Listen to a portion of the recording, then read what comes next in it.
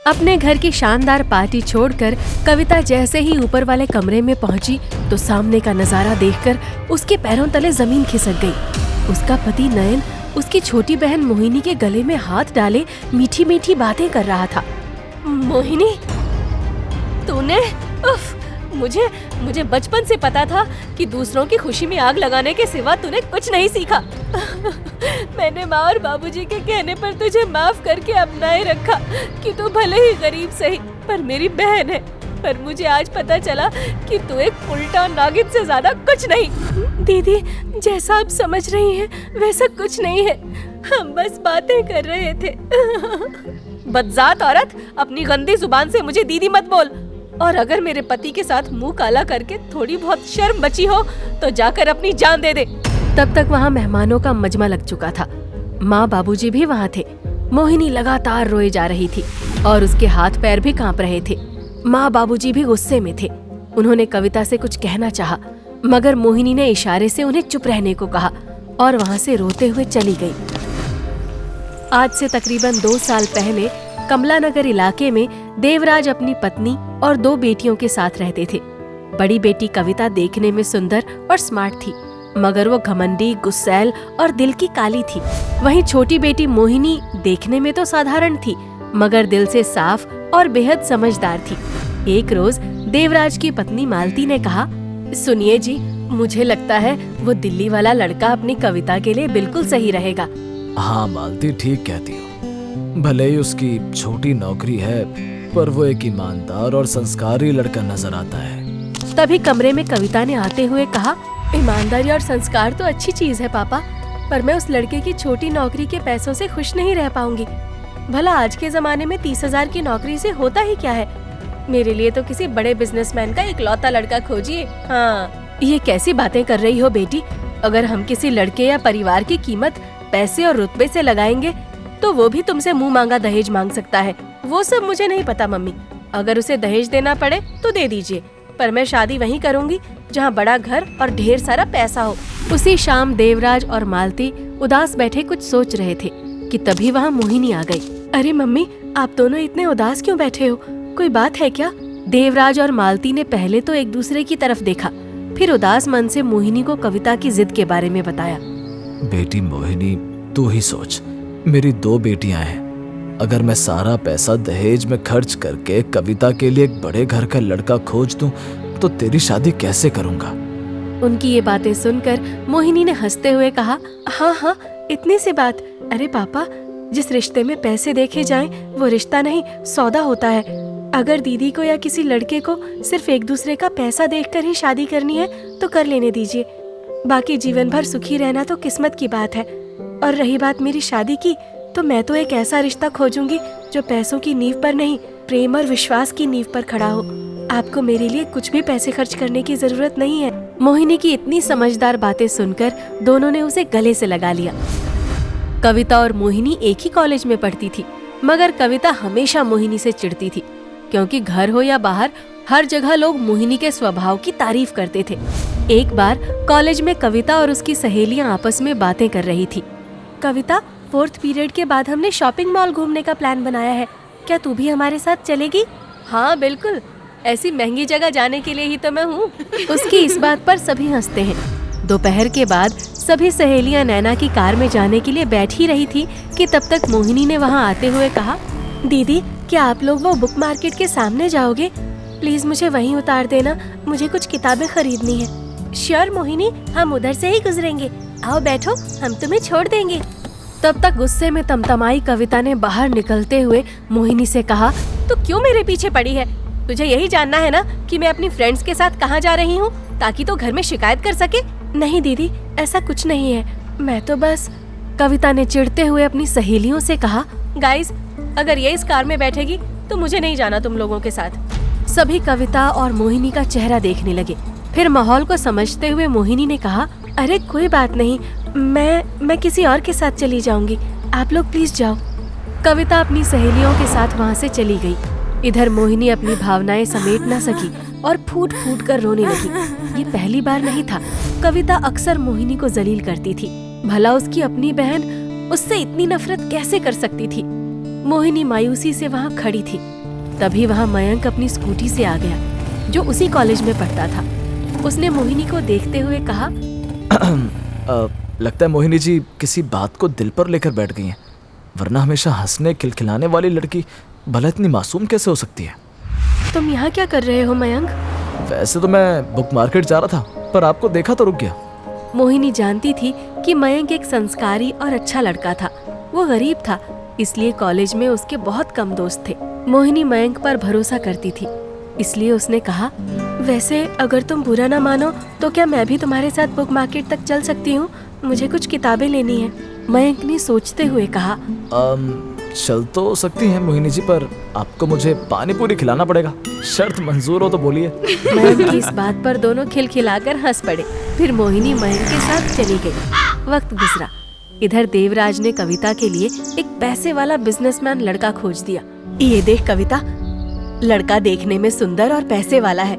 इसका नाम नयन है, जिसकी कई सारी फैक्ट्रियाँ और बिजनेस है। क्या तुझे ये लड़का पसंद है? हाँ माँ, मुझे पसंद है। हाँ माँ, जीजा जी मुझे बहुत पसंद आए। बस इनका स्वभाव भी चेहरे की तरह साफ हो तो ये एक बेहतरीन रिश्ता साबित होगा। ये स्वभाव और सच्चाई सिर्फ अपनी बदसूरती और गरीबी को छुपाने का जरिया भर है मोहिनी। बाकी जिसके पास पैसा और सूरत है उसके पास सब है। मोहिनी ने आगे कुछ न कहा। कविता को वो लड़का बहुत पसंद था, इसलिए देवराज ने ढेर सारा दहेज देकर शादी कर दी। शादी होने के बाद पहली बार कविता अपने मायके आई हुई थी। देवराज, मालती और कविता बैठकर आपस में बातें कर रहे थे कि तभी मोहिनी गरीब से दिखने वाले मयंक को अपने साथ लेकर घर आई। मोहिनी बेटा, कौन है ये? क्या तुम्हारा कोई फ्रेंड है? हाँ पापा, ये मेरा फ्रेंड मयंक है। ये कॉलेज में पढ़ाई के साथ साथ कैंटीन में काम करता है और थिएटर कर रहा है। ये एक बहुत अच्छा एक्टर है। मैं इससे शादी करना चाहती हूँ। तुझे पता भी है मोहिनी की तो क्या बक रही है? देखा पापा, आप इस पर कितना नाज करते थे। मेरी समझदार बेटी, देखिए इसकी समझदारी। कैंटीन के एक फटीचर और आवारा एक्टर से शादी करना चाहती है। इसकी सोच इससे ज्यादा नहीं जा सकती। बस करो दीदी, आपने आज तक मेरी बेइज्जती की, मैं चुपचाप सहती रही, पर मैं मयंक के बारे में एक भी लफ्ज नहीं सुनूंगी। मैं बड़ी हो चुकी हूँ और अपने फैसले खुद ले सकती हूँ। मुझे जो पसंद था मैंने चुना। बेटी, मैं तुझे समझदार समझता था, मगर तूने मुझे निराश किया। खैर, अब अगर तूने सारे फैसले खुद ही कर लिए तो मेरी नजरों से दूर होकर ये सब कर। चली जा यहाँ से। मालती मोहिनी को समझाती रही, मगर मोहिनी ने चुपचाप अपना सामान पैक किया और मयंक के साथ घर छोड़ दिया। इस घटना को कई दिन गुजर गए। मोहिनी घर छोड़कर जा चुकी थी और इधर कविता एक अमीर औरत हो चुकी थी, जिसके पास महंगी गाड़ियाँ, बंगले और ढेर सारे गहने थे। मगर शादी के तकरीबन 1 साल बाद पैसे वाले नयन की सच्चाई उसको पता चलने लगी थी। एक रोज कविता अपने मायके आई हुई थी और अपनी माँ से रोकर अपना हाल बता रही थी। ये एक अय्याश किस्म के इंसान है माँ, जिनकी 2 शादियाँ पहले ही टूट चुकी है और आए दिन उसके नए नए नाजायज रिश्तों के खुलासे होते हैं, जिसकी वजह से मुझे 2 बार हार्ट अटैक आ चुका है। तो बिल्कुल भी मत घबरा मेरी बेटी, हम यहाँ के डॉक्टर से तेरा इलाज करवाएंगे, तो बिल्कुल ठीक हो जाएगी। अस्पताल में डॉक्टर ने कविता का चेकअप करने के बाद देवराज और मालती से अकेले में बात करते हुए कहा, देखिए देवराज जी, आपकी बेटी को 2 कार्डियक अरेस्ट आ चुके हैं और तीसरा जानलेवा साबित हो सकता है। कविता का ऑपरेशन करना पड़ेगा। तो करिए डॉक्टर साहब, मेरी बेटी को बचा लीजिए। देखिए, ये एक पूरा प्रोसेस है। हम 1 साल तक इसकी दवा चलाएंगे। क्या पता है प्रॉब्लम उसी से कवर हो जाए, नहीं तो फिर जब हार्ट की नसों में सूजन कम होगा तभी हम ऑपरेशन कर सकते हैं। फिलहाल आप इनकी दवा चलाइए और सबसे ज़रूरी बात का ध्यान रखिए कि इन्हें किसी भी तरह का घरेलू सदमा ना लगे। घर का माहौल हंसी खुशी का रखिए। फिर 1 साल बाद ऑपरेशन के बाद सब नॉर्मल हो जाएगा।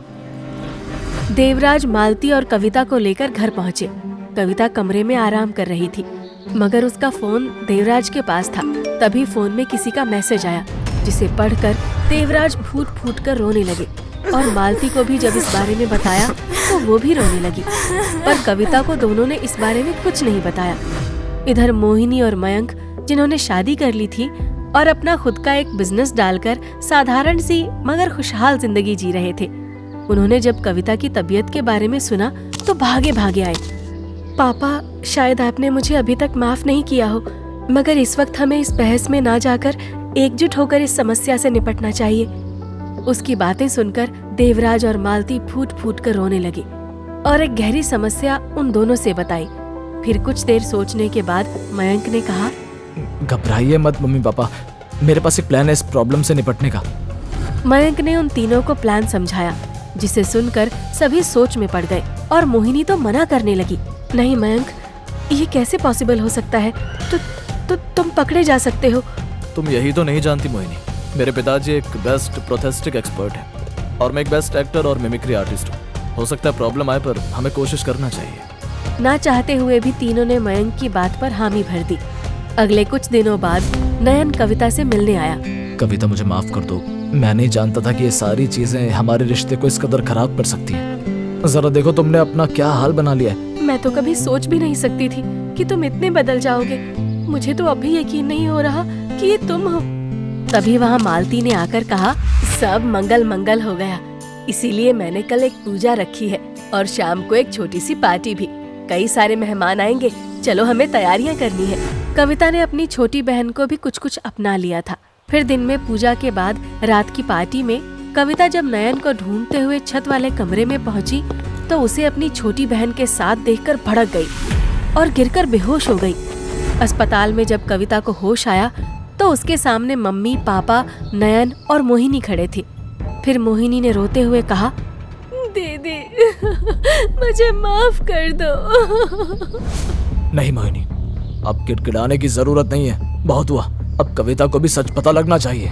कैसा सच पापा? यही कि जिस दिन हम तुम्हें अस्पताल से घर लाए उसी दिन नयन तुम्हें छोड़कर किसी दूसरी औरत के साथ दुबई भाग गया था, जो उसने खुद तुम्हारे फोन पर मैसेज करके बताया था। हमें कुछ समझ नहीं आ रहा था कि तुम्हें शॉकिंग खबर कैसे दे, तुम्हारी जान का सवाल था। फिर मोहिनी के पति मयंक ने बताया कि वो अपने पिताजी से कहकर नयन के चेहरे का मास्क बनवा सकता है और नयन बनकर कुछ दिन तुम्हें संभाल सकता है। तुम्हारे ऑपरेशन होने तक ये प्लान हमें भी सही लगा। यानी ये नयन नहीं है? हाँ बेटी, पिछले कुछ दिनों से तुम्हारे साथ जो रह रहा है वो नयन नहीं, मयंक था, मोहिनी का पति। इसीलिए वो तुम्हारे साथ कमरे में नहीं सोता था। फिर मयंक ने अपने चेहरे का नकाब उतारते हुए कहा, दीदी, हम सभी सिर्फ आपकी जान बचाने की कोशिश कर रहे थे, आपका दिल दुखाने का हमारा कोई इरादा नहीं था। मेरी गलतियों का एहसास मुझे अच्छी तरह से हो गया है मम्मी पापा। मैंने मोहिनी के साथ हमेशा गलत किया, नीचा दिखाया, अमीर बनी, मगर इससे बड़ी नहीं बन सकी। मोहिनी, मैं तेरे पैर छूती हूँ बहन, हो सके तो मुझे माफ कर दे। नहीं दीदी, आप बड़ी हो, हम बस आपको खुश और स्वस्थ देखना चाहते हैं। कुछ दिनों में ही पूरे परिवार के साथ खुशनुमा माहौल में कविता पूरी तरह से स्वस्थ हो चुकी थी और सभी मिलकर मोहिनी और मयंक का शुरू किया हुआ धंधा संभालने लगे, जिसमें उन्हें अच्छी आमदनी होने लगी थी। अब दोनों बहनें अमीर गरीब नहीं बल्कि एक दूसरे की ताकत थीं।